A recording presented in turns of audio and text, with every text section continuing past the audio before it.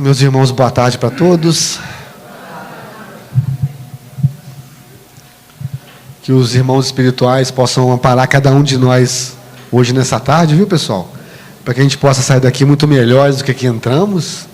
Este é o propósito deste trabalho, né? É o propósito dessa casa. Vamos buscar pelo auxílio que os irmãos espirituais têm para cada um de nós, com bastante fervor, continuar com as tomadas mentais desligadas, como disse nosso irmão no começo do trabalho, silenciar os nossos pensamentos, para a gente aproveitar o máximo possível aí da comunhão dos bons espíritos, os trabalhadores da Seara de Jesus, que estão aqui para auxiliar cada um de nós, tá bom? Os nossos votos de muita paz, muita luz para cada um de nós. Nós trouxemos, para a gente dar uma olhada essa tarde, esse tema aí que é a razão da dor. É um texto que nós tiramos do livro, pequeno livro do Jesus no Lar, que traz para nós lições belíssimas, né? Do nosso irmão Nélio Lúcio, através das mãos do nosso querido Francisco Cândido Xavier. E aí a gente vai tentar entender um pouquinho por que ainda existe a nossa companheira, que nós elegemos ainda como companheira indispensável para o nosso crescimento espiritual. Ainda.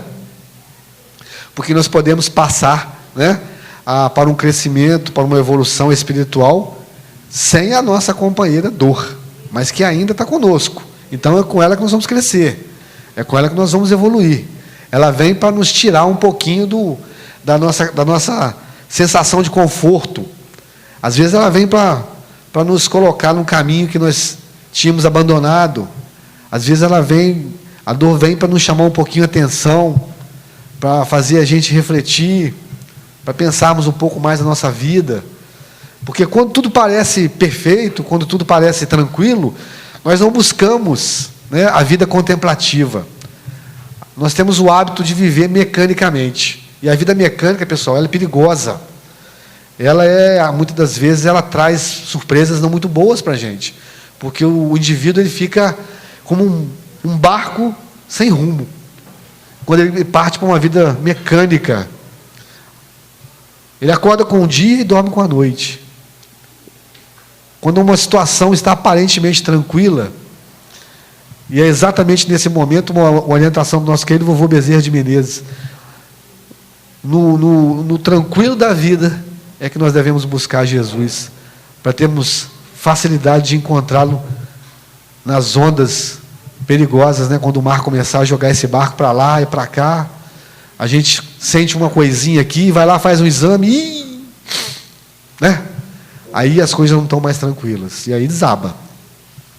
Para a gente ter essa fortaleza, nós precisamos de estar junto do Mestre em todos os momentos da vida da gente. Todos. Não só no momento das turbulências, mas principalmente da calma, do equilíbrio, porque assim nós conseguimos ser trabalhadores melhores para Jesus. Então, vou começar aqui no texto, que é um texto pequenininho, porque o nosso tempo é muito pouco no sábado, né? Mas, vamos lá. Esse texto, eu já uso ele em algumas palestras, porque esse texto ele vem trazer uma contextualização muito boa. Lá na escola de evangelização, a gente chama isso de fixação. A gente dá aula para as crianças e depois tem que ter uma fixação. Eu chamo isso de fixação. Esse texto é muito bom para ilustrar bem o sentido da mensagem de hoje, né? Jesus estava fazendo uma visita para Raquel. A Raquel ela era uma secretária que trabalhou para Joana de Ângeles. Todo mundo que já ouviu falar da Joana de Ângeles, né? Naquela época ela era Joana de Cusa. Ela era esposa de um intendente que chamava Cusa. Então Cusa vivia entre Roma e os judeus. Ele era um intendente, ele ficava no meio termo ali, né? Igual o pessoal que a gente conhece, isso. O pessoal que não vai nem para lá e nem para cá. Então isso aí atormentava a Joana, porque ela queria que o povo tivesse melhorias, que Roma pudesse atender mais, né, o povo judeu, tirar um pouco da miséria, e ela viu o seu marido se beneficiando com isso. Então ela fica sabendo através da Raquel da existência do Mestre, de Jesus. E aí ela vai até Jesus e começa a reclamar com ele, começa a pedir conselhos. Senhor, mas o que é que eu faço? O meu marido é assim, assim, assim, assim. E aí Jesus ouve tudo atentamente, com muita atenção, e no final fala com ela: Joana, este é o seu marido. Este é o marido que você elegeu para te acompanhar, para te ajudar, para fazer crescer, para fazer evoluir. Volte e viva do lado dele. A partir desse momento, Joana, na época de Cusa, começa a trabalhar para Jesus, e a Raquel era uma das suas secretárias. E na casa de Raquel é que desenvolve-se esse diálogo nesse texto. Raquel, antiga servidora da residência de Cusa, ergueu sua voz para indagar do mestre por que motivo a dor se convertia em aflição aos caminhos do mundo. Ela estava querendo saber por que tem que ter a dor, por que a gente não pode crescer por outro caminho. Tem que ter um exame que vai me balançar, que vai mexer comigo, para eu ficar mais... Tem que ter um sofrimento. Não era um homem, criação de Deus, Jesus. Nós não somos criaturas de Deus, não fomos criados simples e ignorantes, mas com capacidade de crescimento. Naquela época, se existisse o Espiritismo, Jesus já falava com ela já, né? Olha as escolhas, olha a escolha. Não dispõe a criatura do abençoado concurso dos anjos. Nós não estamos todos aqui hoje nessa casa e estamos envolvidos com uma vibração aí maravilhosa, pessoal, de irmãos que vêm trazer os fluidos medicamentosos da natureza para os tratamentos espirituais lá dentro. Nós não estamos envolvidos aqui numa linha de vibração bacana. É esse momento que nós devemos aproveitar para que a gente possa partir para um crescimento espiritual sem a dor, mas buscando a consciência da necessidade dela ainda. As escolhas já foram feitas. Agora nós precisamos de sairmos vitoriosos nesse momento que nós estamos vivendo agora. Nós precisamos de aproveitar isso da melhor forma possível. Não dispõe a criatura do abençoado concurso dos anjos. Não vela os céus sobre os destinos da humanidade. E ela queria saber por que então existe ainda o câncer. Por que existe ainda as doenças que estão, né? A depressão. Hoje, nós somos 300 milhões de pessoas depressivas no mundo. Uma doença seríssima, pessoal, seríssima. Porque ela é mal encarada. Ela é mal interpretada. O pessoal não dá muita confiança para ela, não. E ela vai se tomando conta. Ela vai se instalando. Hoje, a gente tem dificuldade de olhar uns para os olhos dos outros dentro de casa. Amanhã é dia dos pais, né? Aí a gente vai lá para casa, se reúne, faz um churrasquinho, conversa. Existe um momento bacana de união, né, de fraternidade, mas nós precisamos de fazer esses momentos na vida da gente, principalmente dentro de casa, ser uma constante para a gente. Porque nós estamos vivendo dentro de um núcleo consanguíneo que vai nos possibilitar a saída para a porta, que vai nos possibilitar ganhar o mundo. A família consanguínea é o pródomo, os irmãos espirituais dizem, da família universal. O nosso ministério, ele não está apenas ali dentro daquelas paredes lá da minha casa. Não, ele é muito maior. Ele é muito maior. E espera por nós aí para fora. Vocês me desculpem que eu estou numa gripe daquelas, tá, pessoal? Então nós precisamos vencer os desafios de dentro de casa primeiro, com os nossos irmãos de jornadas, buscando o entendimento por que eu estou dentro daquela família, com aquelas pessoas, e começarmos a olhar mais uns para os outros. Porque aí essas doenças, aí essas oportunidades, elas vão deixando de existir. Nós precisamos de começar a buscar a cura nossa, mas como almas imortais que nós somos. Deixar de tomar a Novalgina, a Dipirona, que é o analgésico, o paliativo, e começar a buscar a causa das dores, a causa dos sofrimentos. Teve uma ocasião que eu estava falando no centro, né, sobre... Eu vou tomar nesse copo aqui mesmo.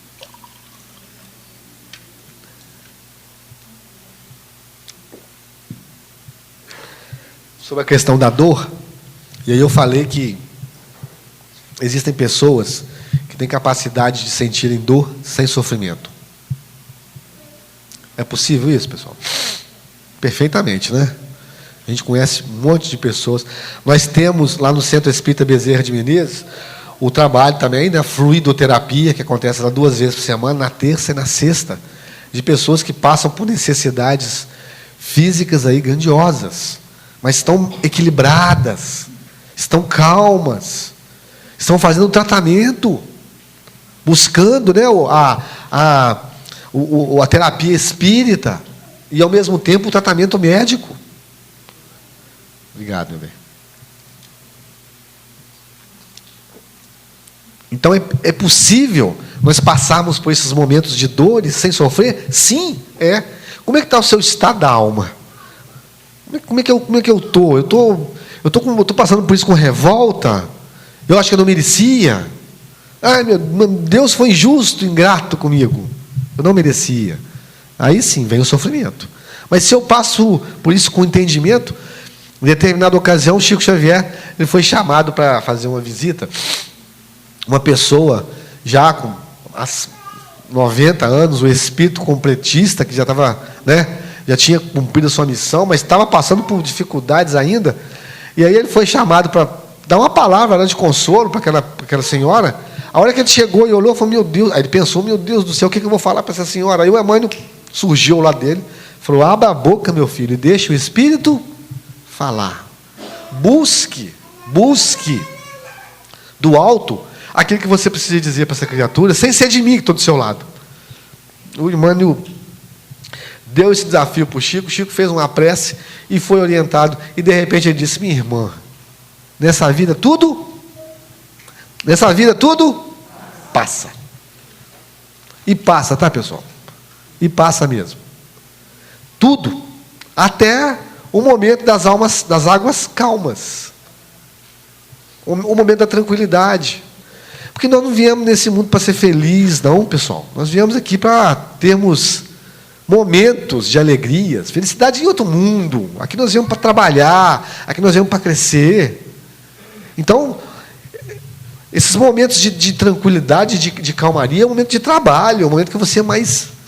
Para quando chegar o momento do testemunho, aí sim, nós vamos mostrar para que nós viemos. Qual que é o tamanho da nossa fé. Jesus fixou, aí Jesus vai responder, ó.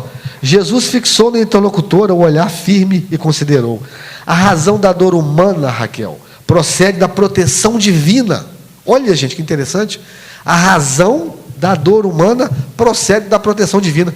Ontem eu estava falando no Ramatiz, quando eu falei essa frase lá, uma pessoa disse, por isso que o Espiritismo não é uma religião de multidões. Eu falei, exatamente. Porque vai falar isso aqui. A razão da dor procede da proteção divina. Olha só, se você não entender direito, a gente não, como diz os antigos, não debuiar isso aqui, vai ficar uma coisa assim meio contraditório. Quer dizer que só existe a dor, Jesus está dizendo, porque Deus é bom, justo e misericordioso. Porque senão não existia, não. Está dizendo isso aqui, ó. Nós temos que estudar, nós temos que buscar pelo entendimento. Quando a gente vem na casa espírita, mesmo que a gente venha buscar o socorro, né, dos fluidos medicamentosos, mesmo que a gente venha buscar, nós precisamos sair daqui com o conhecimento daquilo que foi dito na tarde. A mensagem que foi trazida para cada um de nós na tarde. Buscar o conhecimento aqui dentro para transformar ele lá fora em sabedoria. Equilíbrio. Sabedoria é equilíbrio, né? Calma nos relacionamentos. Jesus continua dizendo, ó, os povos são famílias de Deus que, à maneira de grandes rebanhos, são chamadas ao aprisco do alto. Grandes rebanhos. Então todos nós fazemos parte da família, os filhos de Deus, cada um de nós. E que Deus cuida.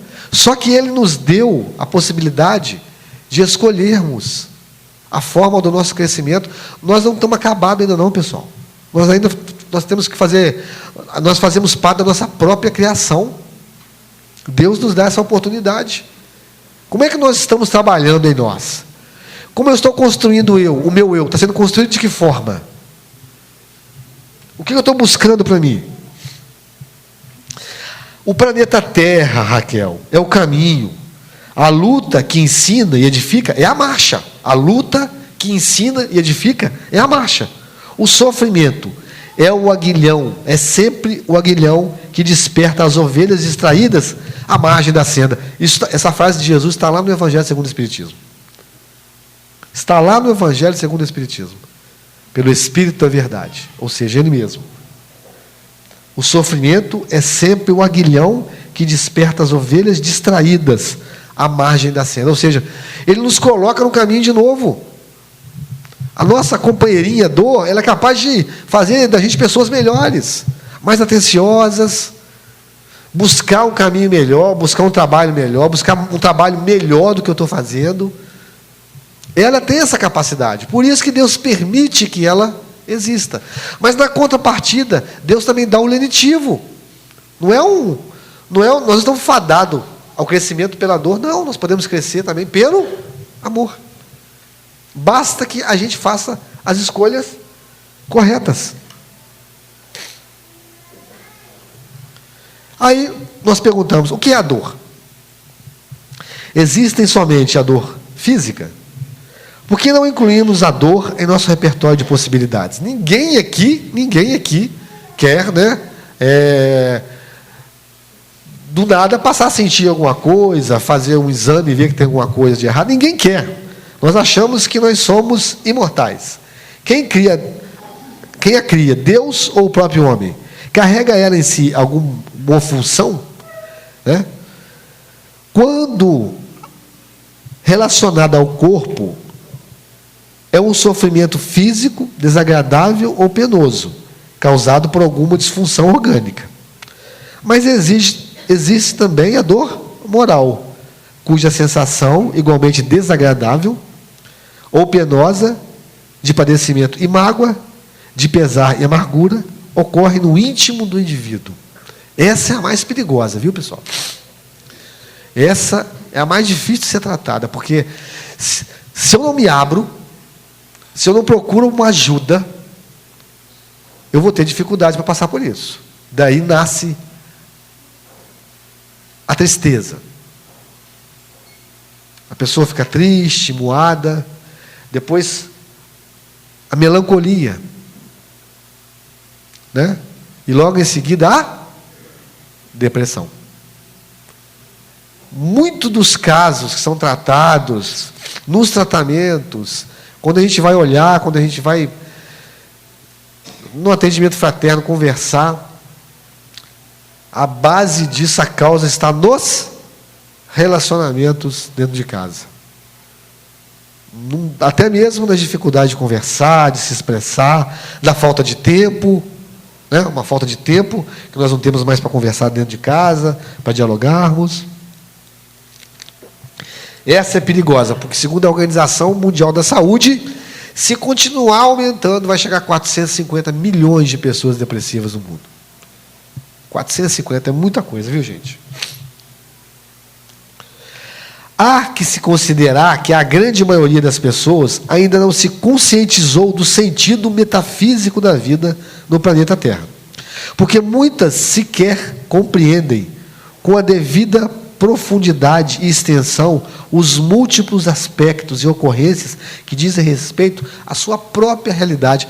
Esses irmãos são aqueles que vivem mecanicamente. Quais são os nossos projetos aí final de ano? Janeiro eu vou emagrecer, vou fazer uma dieta, não é mesmo? Ou então eu vou começar a fazer um curso, ou então eu vou tentar fazer um concurso. A gente busca por coisas que realmente são úteis para a gente, né? No dia a dia, para a nossa manutenção aí, de acordo com as leis da sociedade, pagar as contas, né? Ter o nosso dinheirinho e tudo mais. Só que nós precisamos nos preocupar com coisas maiores ainda, e melhores. E melhores. Não é parar a busca pelo material e ir de encontro ao espiritual. Não, mas é fazer um meio campo. Quando a gente fala de vida mecânica e vida contemplativa, tem um exemplo no Evangelho fantástico. Foi quando Jesus foi visitar as duas irmãs. Né? Aí uma estava lá, preparando lá um lanche para Jesus, e lavando tudo, e a outra estava aos pés do mestre. E aí Jesus chama a outra, vem cá, que o melhor você está perdendo, a sua irmã está aqui perto de mim. Marta e Maria. Nós precisamos de ter, pessoal, um pouquinho de Marta e de Maria. Mas saber dividir mesmo. A maior dificuldade nossa, por exemplo, no Centro Espírita Bezerra de Menezes, na época que tinha vestibular, agora mudou tudo, a evangelização praticamente tinha que parar, porque não tinha mais quem dava aula de evangelização para nós. O pessoal saiu para fazer vestibular, concurso, e aí? Vai largar o trabalho num caminho? Eu não vou lá no Jean não, porque lá é longe, eu preciso cuidar de outras coisas. E aí, pessoal? De repente, nós vamos abrir os olhos aí, numa noite dessa, num dia desses, e vamos perceber que nós não estamos mais dentro do meu quarto, da minha casinha, e que eu estou num lugar muito diferente. E aí? Como é que nós estamos? Se nós estamos prontos para voltar, porque a nossa casa não é essa, né? Nós já sabemos. Isso aqui está nos recebendo. A Terra nós estamos visitando o planeta Terra. Vamos voltar para casa. Nós temos consciência disso? Temos. Se temos, nós estamos trabalhando para encher a nossa mochilinha de coisas boas, porque tudo que nós temos vai ficar aqui. Mas o que nós somos, nós vamos levar. E essa semana passada, nós lemos um texto do André Luiz, que ele fala o seguinte, não me lembro o nome do livro não, que despertou no mundo espiritual, as sensações são hiperlativas. Olha que interessante. Então, se a gente come muito, quando chega no mundo espiritual, a fome vai a 1000. E aí? Nós estamos comendo só o que nós precisamos mesmo ou estamos... Todas as sensações, hein? Todas. E, na contrapartida, também não podemos deixar de citar, quando a gente desencarna mais equilibrados, animados, com a consciência de um dever, né, mais ou menos cumprido, quando chega no mundo espiritual também é só alegria. Os mundos espirituais recebem a gente. A gente tem que buscar por um equilíbrio, mesmo diante das vicissitudes aí, né, que o dia a dia oferece para a gente. Buscam assim com sofreguidão as alegrias, o prazer físico e material, bem como a satisfação imediata dos seus anseios. Obviamente que consideram uma bênção a ausência de problemas, pois enquanto tudo transcorrer de maneira como desejam, por que se preocuparem com assuntos que fogem ao seu entendimento ou se comprometerem com o amadurecimento pessoal? Quando está tudo bem, a gente vai tocando o barco. Enquanto está tudo bem. Até, né, que o aguilhão nos sacuda.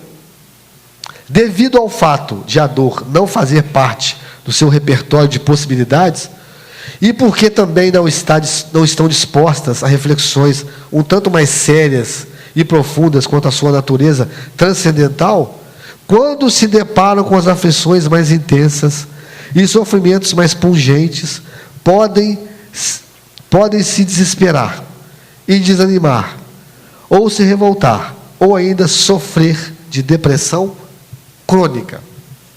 A pessoa, ela não acredita que ela tinha que passar por aquilo, ou ela acha que ela não é merecedora daquilo, e aí vem o desequilíbrio, aí sim vem o sofrimento. Lá na fluidoterapia do Centro Espírita Bezerra de Menezes, eu acho que aqui também não é diferente, a gente vê pacientes lá com a mesma patologia. Chega lá com o mesmo problema. Mas o estado da alma da pessoa é completamente diferente. Aí o tratamento ele é mais, dentro dessas pessoas, o tratamento é mais eficaz. Porque ela está mais receptiva, vai passar, eu estou tratando. A pessoa está mais equilibrada. A outra vai ter um pouco mais de dificuldade. Então, quando entrar para fazer o tratamento, pessoal, entra de coração aberto. Entra com... Hoje, uma coisa boa vai acontecer comigo dentro dessa casa. Vocês vieram aqui para buscar. Então, busque mesmo. Busque de verdade. Acredita que as coisas vão melhorar. Acredita que esse é um momento difícil? A dor física ou moral pode possuir em si alguma função positiva? Não seria mais conveniente a sua inexistência? Quem a cria, Deus ou o próprio homem? Comecemos pelas considerações do nosso querido Allan Kardec. Devendo o homem progredir, os males aos quais está exposto são o estimulante para o exercício da sua inteligência, de todas as suas faculdades, físicas e morais, e iniciando na pesquisa dos meios para dele subtrair-se. Olha como é que esse homem é inteligente. Se não tivesse nada a temer, nenhuma necessidade o levaria à procura dos meios. Seu espírito se entorpeceria na inatividade. Não inventaria nada e não descobriria nada. A dor é o aguilhão que impele o homem para frente no caminho do progresso. Isso aqui é um texto do Evangelho segundo o Espiritismo. Então, olha só. Quando Deus permite a existência da dor, Ele permite também que um cientista no mundo espiritual tenha a fórmula, descubra a fórmula para inventar, por exemplo, uma vacina que vai possibilitar o tratamento da humanidade. Agora, nesse exato momento, nós estamos passando pela volta do nosso antigo sarampo, né? Começou a aparecer novamente. Eu estava em casa agora, estava ouvindo uma matéria. Vamos ter que tomar a vacina. Uai, da onde que veio essa vacina? Da cabeça de um cientista que estudou, de um médico, né? O mundo espiritual joga as ideias. É isso que eu quero dizer. Deus permite, até mesmo, a existência da dor, pelas nossas escolhas equivocadas, mas Ele dá o suporte, Ele dá a medicina para o devido tratamento. Cadê o ar? Um minuto?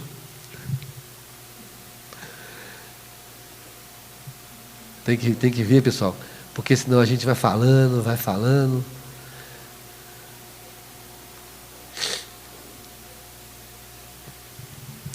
A cada dia que vivo, mais me convenço de que o desperdício da vida está no amor que não damos, nas forças que não usamos, na prudência egoísta que nada arrisca, e que, esquivando-se do sofrimento, perdemos também a felicidade. A dor é inevitável, o sofrimento é opcional, né? Como diz nosso querido Carlos Drummond de Andrade. Então, se nós já trouxemos essa companheira para o nosso crescimento espiritual, vamos conviver com ela. Vamos conviver com ela da melhor forma possível, vamos crescer com ela. Ela vai me fazer aprender a ser mais compreensivo, mais calmo. Jesus não falou que o mundo é dos mansos e dos justos? Então, quem sabe ela não me torna uma pessoa mais mansa, mais justa? Então, pessoal, nosso desejo é que, ao entrar nas salas para o devido tratamento, a gente entre com o coração aberto, na busca pelo tratamento e, acima de tudo, pelo equilíbrio. Porque Jesus veio para nos ensinar a grande capacidade que o amor tem de transformar todas as situações. E que, quando conhecemos o seu caminho, o caminho de Jesus, somos também capazes de apagar capítulos da nossa história. Essa história que nós já escrevemos, trazendo a dor para o nosso caminho, somos capazes de apagar isso, né? Que escrevemos outrora. O Mestre sempre nos mostrou que pelo amor cresceríamos de forma mais efetiva. E que não há, mesmo nos dias conturbados de hoje, necessidade alguma de largarmos as nossas mazelas na poeira do tempo através das lágrimas do sofrimento. Não há. Que podemos sim nos elevarmos mais até Ele, até Jesus, sem a companheira dispensável, a dor. E de lá do mais alto, Ele, Jesus, torce, vibra e deseja profundamente que cada um de nós procure o caminho dele, que é o caminho da verdade, da vida, e que o seu amor seja, e é sempre para nós, o seu infinito amor. E é isso que Ele deseja para cada um de nós, tá bom? Eu desejo para vocês muita paz e muita saúde, tá, pessoal? O resto a gente corre atrás. Muito obrigado.